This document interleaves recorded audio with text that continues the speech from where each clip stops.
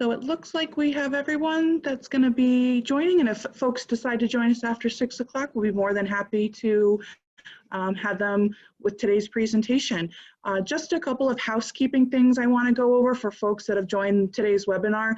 If you could please keep yourself muted throughout, we will have a time at the end where you'll be able to unmute yourself and ask questions and interact, but we just want to make sure that the content that's in tonight's webinar is delivered to you clearly and articulately so that we can get all your, hopefully your questions answered throughout.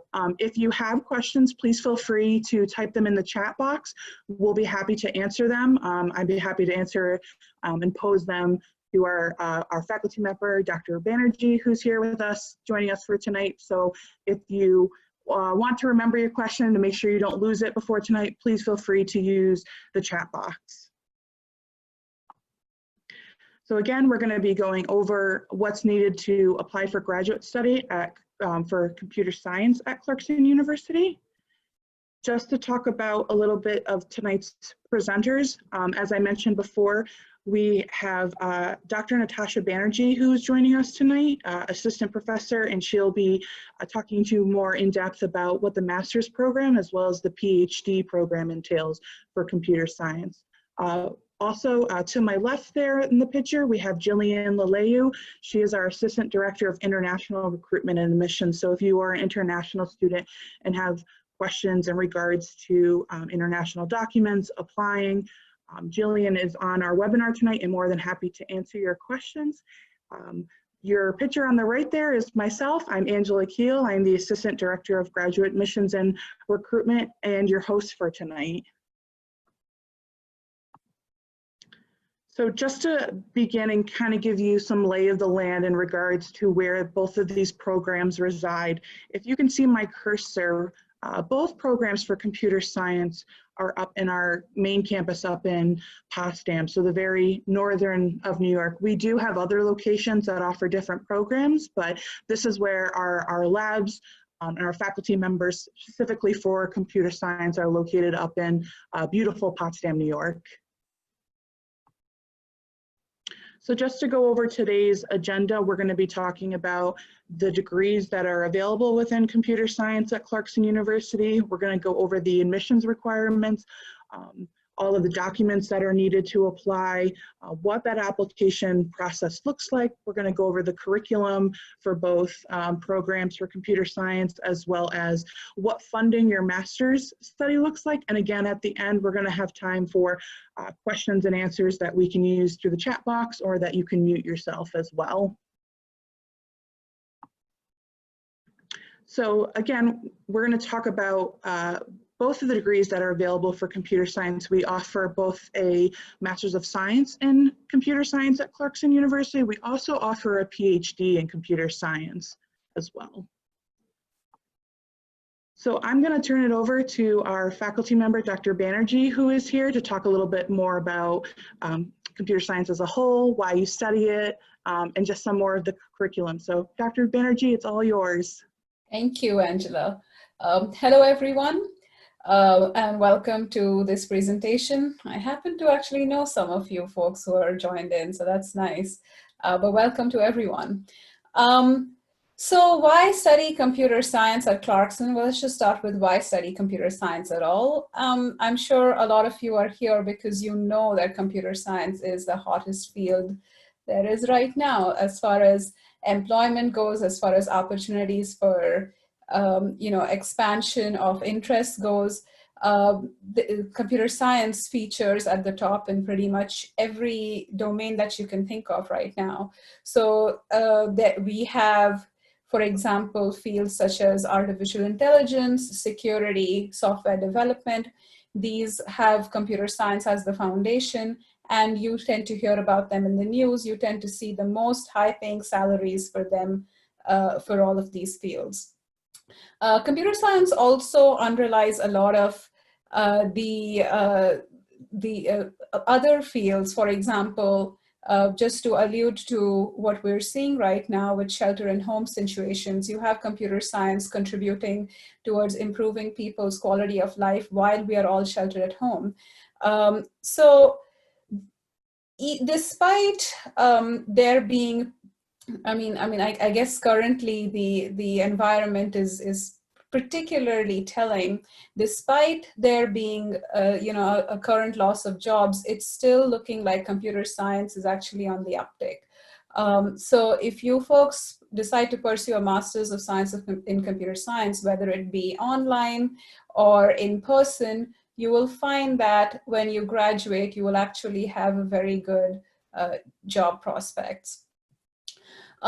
So what you see over here in the slides is just a little bit of just a few different positions that you might be able to engage in. You could be a software developer, you could be an information security analyst, you could be a research scientist if you do pursue a research-based degree.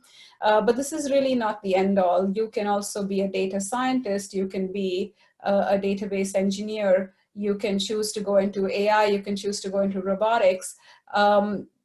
It's a really vast field out there. Now, if you want to know more about computer science at Clarkson University, I highly encourage you folks to visit the webpage here. Hopefully you folks have some time to take it down. www.clarkson.edu/academics/arts-sciences/computer-science. You will see information about all our computer science degrees over there. And we are pretty well known in areas of science and technology, especially at the undergraduate level, but we're also building a pretty strong profile at the graduate level. So when you folks join, you will be able to take advantage of that profile. For example, we have at our career fair, we have employers from a variety of different locations. We typically have companies such as AFRL, GE, IBM, and more recently, companies such as Kitware, with who come to the career fair, but we also have pretty close connections with them. SRC and Lockheed are amongst the other companies that hire from our department. You will find a lot of information not only at the career fair, but if you visit the career center. And also if you just come and talk to, let's say myself, if you choose to pursue computer science at Clarkson. We're all here to help you not only chart your path in the degree itself, but also after the degree. Now, some students, whether they're doing the master's or the PhD, also choose to pursue internships. So the master's program, we'll come to that in a second here, typically takes about maybe between 1.5 to 2 years. And somewhere in the middle, you can choose to do an internship. If you do a PhD, it is often advised that you do an internship as well, but typically your internship would be in an area of research. Now, the master's and PhD programs offered at the CS department are research-based. We are working on creating non-thesis master's degrees, but they are not on the books yet. So right now I can only advertise our research-based programs. That being said, we actually have a pretty wide research span.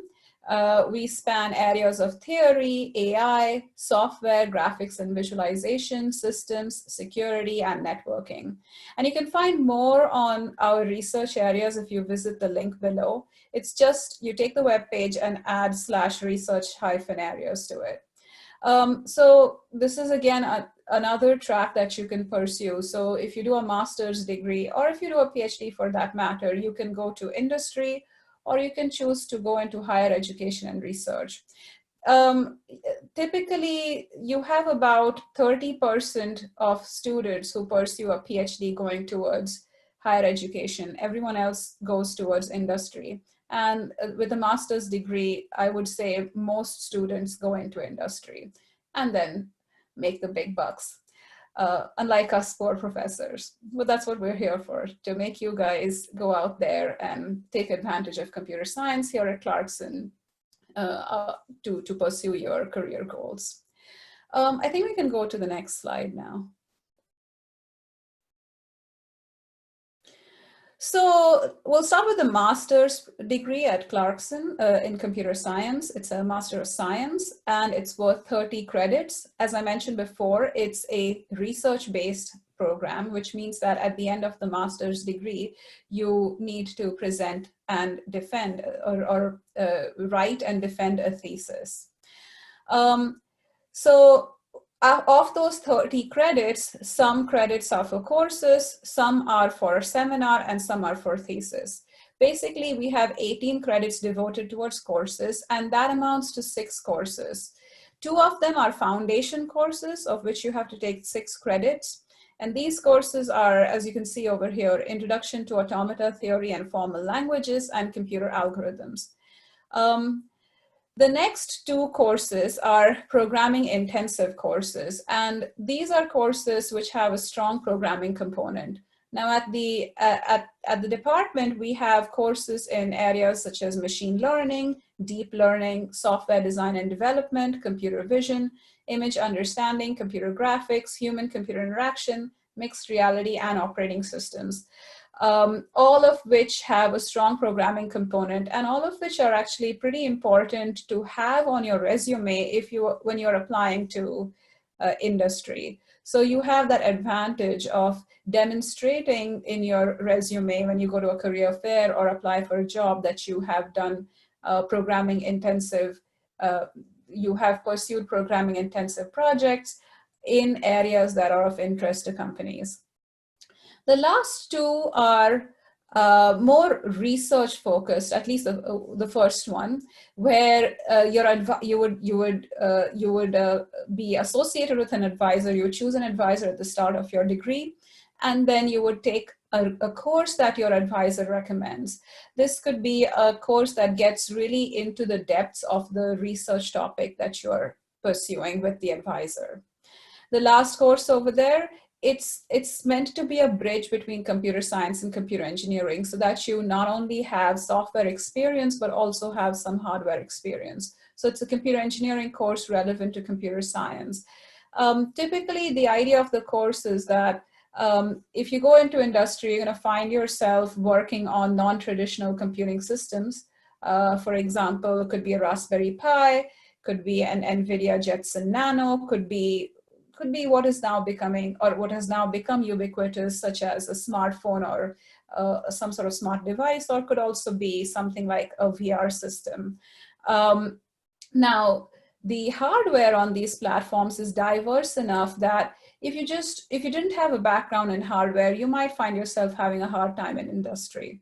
So then to show that, well, that's not the case, I have the background, I can do it, this course is meant to allow you to have that background. Apart from the courses, we have a requirement of 2 credits for seminar. And in the seminar, essentially, you again work with your advisor to present a talk on a topic that is of interest to your research. So this talk could be a paper, or it could be your progress on your research. And 2 credits means 1 credit for 2 semesters. The last allotment is towards thesis. You need to have about, I would say it's a maximum of 10 credits of thesis. It could be lesser if you choose to take more courses, but again, how many thesis credits you should take is a conversation you should be having with your advisor. As part of these thesis credits, you will be writing a thesis document. And that is where you have demonstrated your ability to contribute something novel in the area of applied research. It doesn't have to be as extensive as a PhD, but it has to be a small contribution towards advancing the envelope of research in computer science. And again, you don't have to worry about, oh my goodness, how am I going to do this? We as professors, as faculty members in the computer science department are here to guide you on doing that. And so that's the MS program in a nutshell. There's always, I'm sure you folks are going to have questions about it, but I'm happy to take any particulars later on. We can next look at the PhD program. So the PhD program in computer science is a 90 credits program. The PhD unlike the master's, is a higher level degree where you have to develop in-depth specialization in research. Now, if you choose to do the PhD in computer science and you have done a master's degree either at Clarkson or somewhere else, up to 30 credits from your MS may be accepted. That being said, you can pursue the PhD right after your bachelor's degree as well. You kind of end up getting the experience of the master's program along the way. So you build up that expertise even after the bachelor's degree. Now, in the PhD program, the split is that there are 36 credit hours of classroom work, which essentially amounts to about 12 courses. And everything else is either seminar with 6 credits and then a thesis. So here at Clarkson, we require that you pursue 3 years of study in the PhD program if you're pursuing it after the bachelor's. If you're doing it after the master's degree, then because of some credits being accepted from the master's, it could be shorter. But 2 must be in residence at Clarkson. Now, while it says 3 years of study, a typical computer science PhD rarely takes under 4 years, just so you can get that strength of publication, contribute a really strong novel component in research.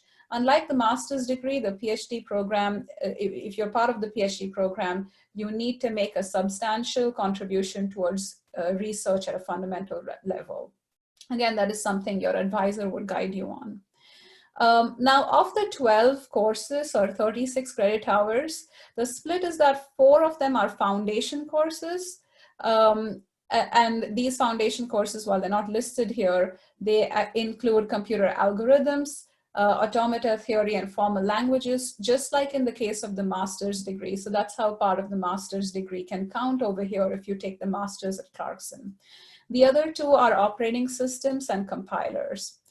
Now, another set of 4 courses counts towards research. So these are where you gain depth in research expertise. And again, these are courses that you would come up with in conjunction with your advisor. The final set of 4 courses allow you to have breadth. So a good PhD student or a person who gets a PhD at the end of the day should demonstrate breadth in computer science and depth in their research area. So the breadth requirements, as part of them, you take 1 course in 4 groups. And our groups are theory and algorithms. So you could say computer science theory, computer systems and networks, languages and software development, and then AI and applications of computer science. If you want to know more about which courses count, I'm again happy to have that discussion outside, but there is a pretty diverse list of courses that counts for all 4 groups. What you see over here is electives. For us in the computer science department, that really refers to the research courses. So they count as specialized electives towards your degree completion. Then after that, like I said earlier, we have 6 credits worth of seminar, which means that you have 6 semesters in which you have to present a presentation on a topic that is of interest to your research, which could be a paper or your research progress. And after that, the remaining credits, 90 minus 36 minus 6, go towards working on your thesis. Now, your thesis comprises of fulfilling candidacy by presenting a thesis proposal where you tell a committee what you intend to defend on. Basically, what a thesis proposal says is, I have done all of this work, and there is something new that I want to propose as part of my thesis, and I'm sure I can do that new thing because all of this work is providing the evidence that I can do it. Finally, the last part of the PhD is the dissertation. In PhD parlance, dissertation actually refers to the thesis document itself. You write a dissertation and then you defend it. You say that I told you back in my thesis proposal that I could do it. Well, now I'm showing you that I have done it. And this is why what I have done makes me qualified to get a PhD. And again, you present that in front of the examination committee.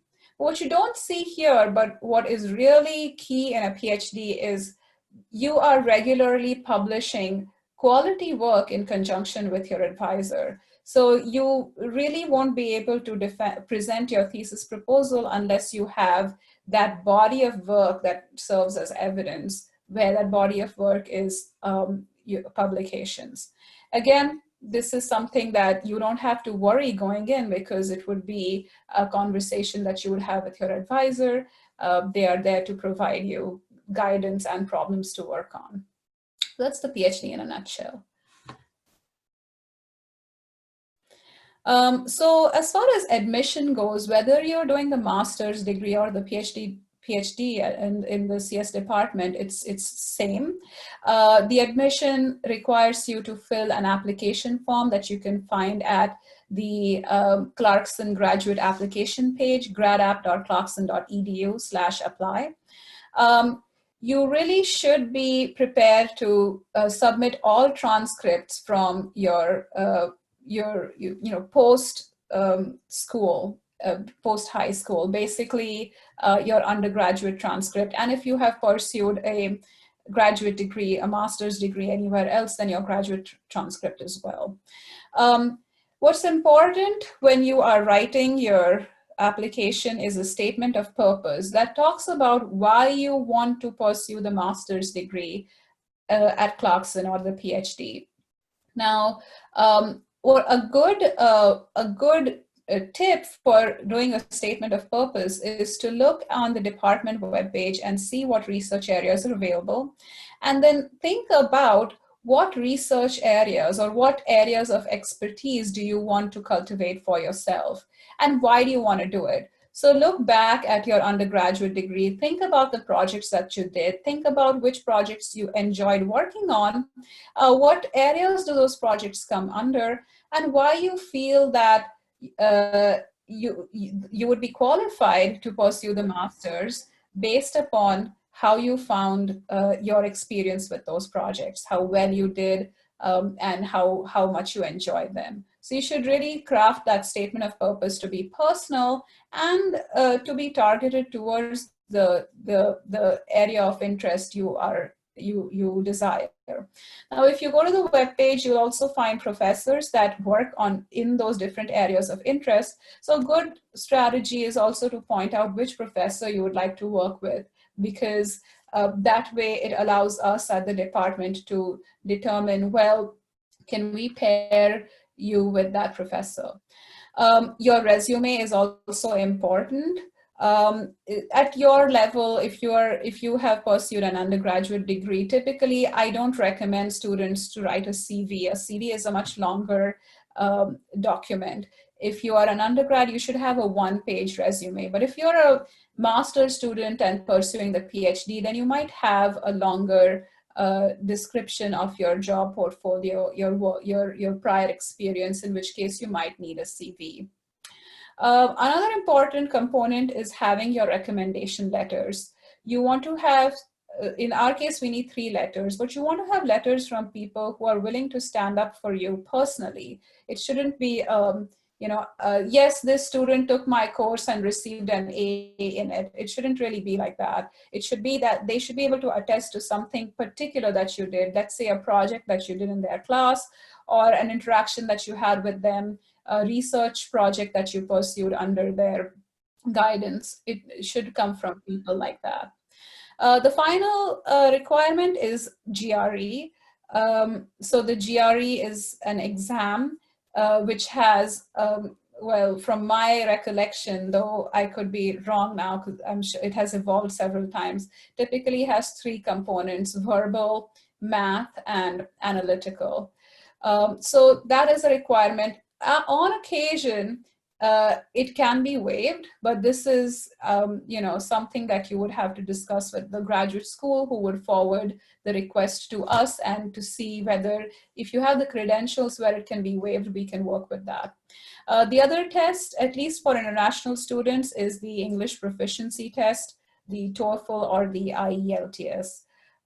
That is really for students who are applying from abroad, and where we need that the evidence that they will be able to comfortably communicate in English.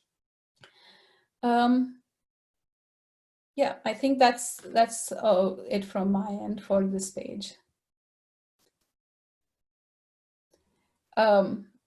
Angela, if you want to add anything, please feel free to do so. Yes, thank you, Dr. Banerjee. I think you really covered everything wonderfully and a lot of key points that I would have made. So just to give you an overlook of the application process, so we'll need you to complete that online form, and then all of the detailed documents that we just went over in the previous slide are going to be required. You can upload those right online. The application form is relatively user-friendly and allows you to see what application documents have already been uploaded and what's still pending as well. So this allows you to take the time to really gather your credentials together so that you are submitting the strongest application to the graduate committee. Dr. Banerjee had touched up on this, but recommenders, what I usually will always kind of advocate with applicants is to make sure to give your recommenders a little bit of a heads up. I know that you may be eager to get everything in for your application, but to have that conversation with them ahead of time that you're thinking about applying to this program, whether it be at the master's or PhD level, give them ample time to, as Dr. Banerjee said, advocate for you and really write about your attributes, because it'll really strengthen your application rather than just saying, I took this class with this student and this is how they did. Somebody a little bit more in depth, whether that be at the professional or the academic level. Mom and dad are great, but we do not encourage you to ask them to write your recommendations. The committee really wants to see both either at a professional or an academic level for those folks to attest to your strengths. After you've submitted all of your materials, at the very end, you can hit submit application. Again, the application does not go forward to the committee until we've received everything. But if you have questions about items that were received or something that still shows pending, reach out to either myself or Jillian in the admissions office. We can work with you to make sure that you're sending in a completed application and that you have everything prior to going to the graduate committee. Once it's submitted, it will go to the graduate committee for review. They will take a look at your credentials and review for whether you're applying for the MS or the PhD. And then the kind of nail-biting part, awaiting for that decision to come in from the graduate committee after you've sent in all your applications. So that's kind of the process and the timeline that you can expect from us here at Clarkson, whether you apply again to the master's or the PhD, and kind of the timeline and the outlook that you can see, you can predict for ahead of time. So just to go over some common questions that we often get in the admissions office about requirements, minimums, deadlines. Is there a minimum GPA? No, there is not. But typically for Clarkson applicants, we're looking for a 3.0 or higher, but there is no set minimum GPA. The GRE, Dr. Banerjee touched on this. While there isn't a minimum GRE, there are typical and average scores that we see applicants applying to these particular programs. Usually it's a 148 or above in the verbal categories within the GRE, and then a 158 or higher in the quantitative categories within that GRE. And then a common question we're often asked is about deadline. Clarkson University does operate on a rolling admissions process. However, I highly encourage you to submit your applications with more ample time than the upcoming semester may start.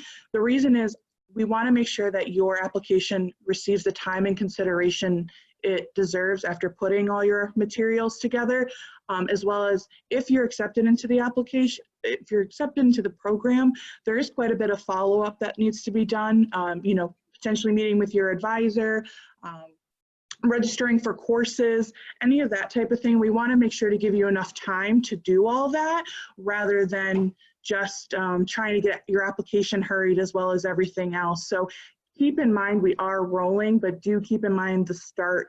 If you're thinking fall or spring, keep those semester dates in mind, and that give yourself enough ample time to get all your materials in ahead of time. Some other additional questions, and Dr. Banerjee has addressed some of them in her previous comments and slides about kind of the background that you may bring to the computer science program. If you didn't study it previously, yes, we'd still encourage you to apply. However, fields, those folks coming from electrical or computer engineering or chemistry and mechanical engineering coming prior in with that background. Dr. Banerjee had already touched on this too. A thesis is mandatory for computer science, while we do have other options in the pipeline. We can't advertise them yet, but I'm hopeful maybe in the future that we'll be able to discuss in the future of this webinar some of the thesis options and non-thesis options. But you do have the support and the resources of your professors to be able to really complete that, that thesis section for you.